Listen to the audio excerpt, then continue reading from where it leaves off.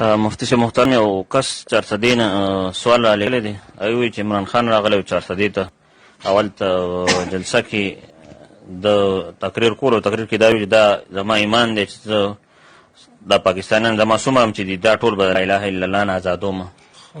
دا یو مسله د عمران خان متعلق یو څه حکم دی چې دی په دې سره کفر تزیه وکړه. دا د چې کوم الفاظ پر صدا کې ادا کړي دي، دین علاوه مخکې هم ډېر الفاظ د صریح ادا کړي. هم مسلې باندې ځان پوه کړه. یو مسله دا ده چې دور مختار لیکلي چې قطعي بدیهي احکامات وي کنه امور وي صریح د کفر الفاظ ادا کی سکو.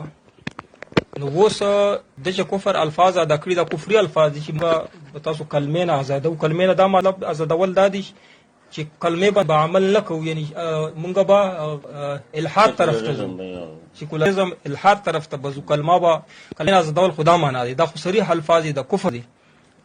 نو یقینا چې په دې الفاظو سره صریح الفاظو سره سړی کافریږي. اوس ځنې خلک تعویل کوي، نو د خلکو په دې کې کار نشته.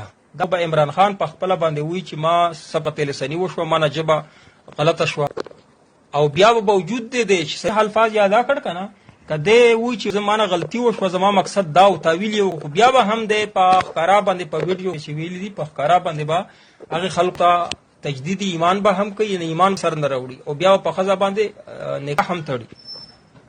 نو عمران خان پکار دي چې په دې الفاظو باندې تجدید او ځنه خلک تعویل پکې کوي. عمران خان نه خپل نه کوي او نور یې کوي، هغه هم کفر ته پیزي په دې خبره. صریح الفاظو کې شاته تایید مکوي. ښا عمران خان چې هر څنګه دی نو په کفري الفاظ چې استعمال کوي دا به خپل تعویل کوي، خپل به ایمان راوړي، خزه باندې بیا نکاح تړي.